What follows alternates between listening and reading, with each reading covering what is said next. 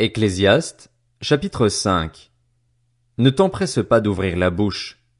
Que ton cœur ne se précipite pas pour exprimer une parole devant Dieu. En effet, Dieu est au ciel, et toi sur la terre. Que tes paroles soient donc peu nombreuses. Oui, les rêves surgissent dans un flot d'occupation, et la voix de l'homme stupide dans un flot de paroles. Lorsque tu as fait un vœu à Dieu, ne tarde pas à l'accomplir, car il n'aime pas les hommes stupides. Accomplis le vœu que tu as fait. Mieux vaut pour toi ne pas faire de vœu plutôt que d'en faire un et de ne pas l'accomplir.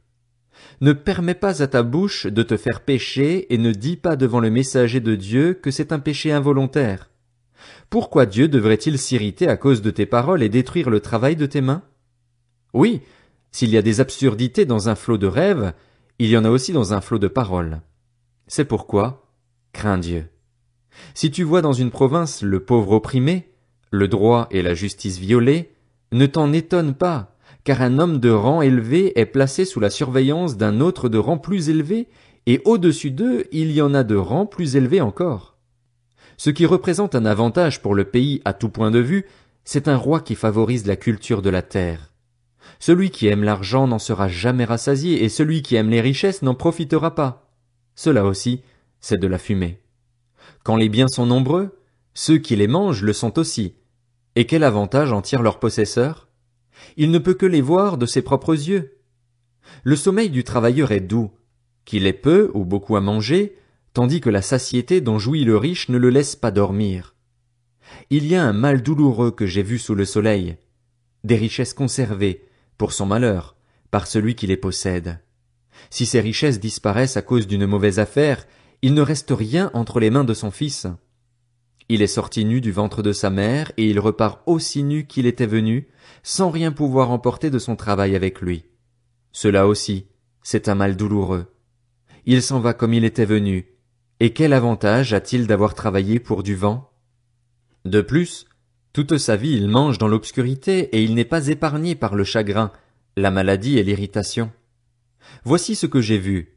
Il est bon et beau pour l'homme de manger et de boire et de prendre du plaisir dans le travail qu'il accomplit sous le soleil, pendant la durée de vie que Dieu lui accorde, car c'est sa part. Et même, si un homme a reçu de Dieu des richesses et des biens, s'il lui a donné le pouvoir d'en manger, d'en prendre sa part et de se réjouir au milieu de son travail, c'est un cadeau de Dieu. En effet, il ne se souviendra pas beaucoup de la durée de sa vie, parce que Dieu l'occupe en déversant la joie dans son cœur. Ecclésiaste, chapitre 6. Il y a un mal que j'ai vu sous le soleil et qui est fréquent parmi les hommes. Dieu a pu donner des richesses, des biens et de la gloire à un homme, et rien de ce qu'il désire ne lui manque, mais Dieu ne lui laisse pas le pouvoir d'en jouir. Oui, c'est un étranger qui en jouira. C'est de la fumée et c'est un mal douloureux. Même si un homme avait 100 fils et vivait un grand nombre d'années, même s'il prolongeait son existence, si son âme ne s'est pas rassasiée de bonheur et si, de plus, il n'a pas de sépulture, j'affirme qu'un enfant mort-né est plus heureux que lui. En effet, il est venu comme une vapeur et repart dans l'obscurité, et son nom restera sous un voile d'obscurité. Il n'a pas vu, pas connu le soleil, et il a plus de repos que cet homme. À quoi bon vivre 2 fois 1000 ans sans jouir du bonheur? Tous ne vont-ils pas au même endroit? Tout le travail de l'homme est pour sa bouche, et pourtant ses désirs ne sont jamais satisfaits. En effet, quel avantage le sage a-t-il sur l'homme stupide? À quoi sert-il à un pauvre de savoir se conduire dans la vie? Ce que les yeux voient est préférable à ce que recherche l'âme.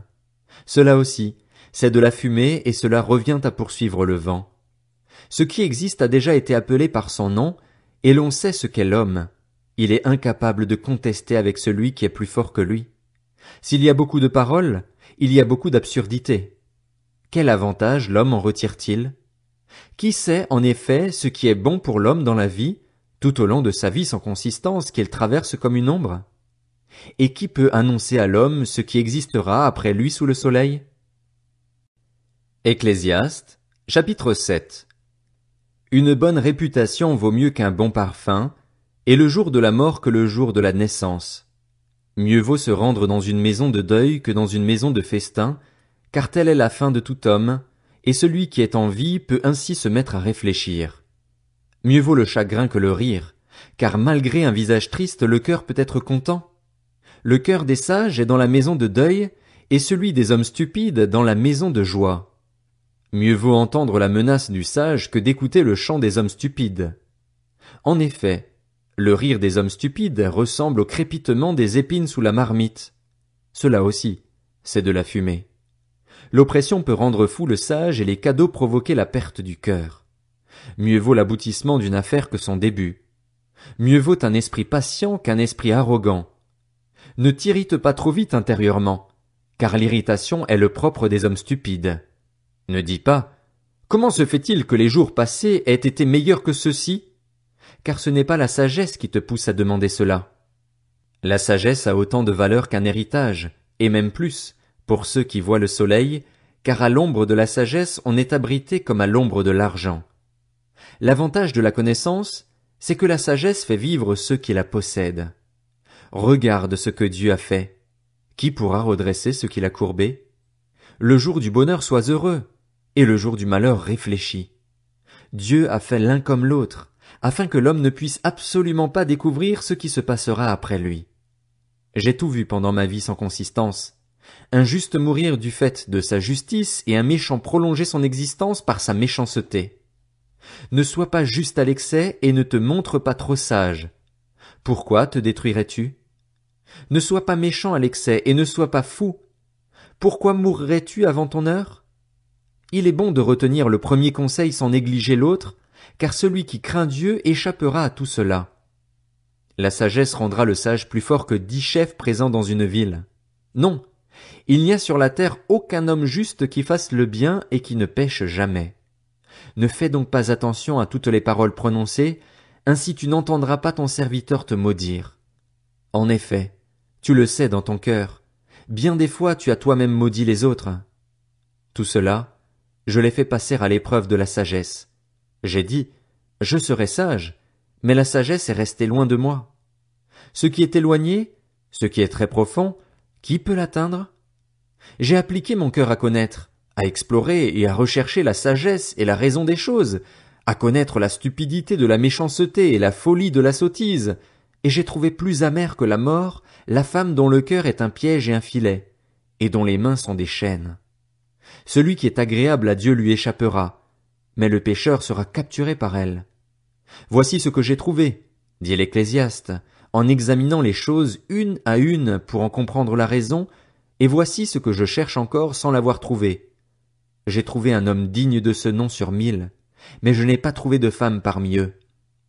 Examine seulement ce que j'ai trouvé. Dieu a fait les êtres humains droits, mais eux, ils ont cherché beaucoup de détours. Ecclésiaste 8. Qui est comme le sage et sait expliquer les choses? La sagesse d'un homme fait briller son visage et la sévérité de son visage en est transformée. Je te le dis, respecte les ordres du roi, et cela à cause du serment fait à Dieu. Ne sois pas pressé de t'éloigner de lui et ne persévère pas dans une mauvaise situation. En effet, le roi peut faire tout ce qu'il désire, parce que sa parole est puissante. Qui pourra lui dire « Que fais-tu » Celui qui respecte le commandement ne se retrouvera pas dans une mauvaise situation, et le cœur du sage connaît le moment opportun et les règles à suivre. Oui, pour toute activité il y a un moment opportun et des règles, mais il y a un malheur qui accable l'homme. Il ne sait pas ce qui arrivera. Et qui lui annoncera comment cela arrivera? L'homme n'est pas maître de son souffle pour pouvoir le retenir, et il n'exerce aucun contrôle sur le jour de sa mort. Il n'existe aucun moyen d'échapper à ce combat. Même la méchanceté est incapable d'en délivrer son maître. Tout cela, je l'ai vu et j'ai prêté attention à tout ce qui se fait sous le soleil. C'est un temps où l'homme domine sur l'homme pour le rendre malheureux. Ainsi, j'ai vu des méchants être enterrés et entrer dans leur repos tandis que ceux qui avaient agi avec droiture devaient s'éloigner du lieu saint et étaient oubliés dans la ville. Cela aussi, c'est de la fumée. Parce qu'une sentence contre de mauvaises actions n'est pas rapidement appliquée, le cœur des humains se remplit du désir de faire le mal. En effet, le pécheur peut faire 100 fois le mal et continuer à vivre. Mais je sais aussi que le bonheur est pour ceux qui craignent Dieu parce qu'ils éprouvent de la crainte devant lui et qu'il ne sera pas pour le méchant.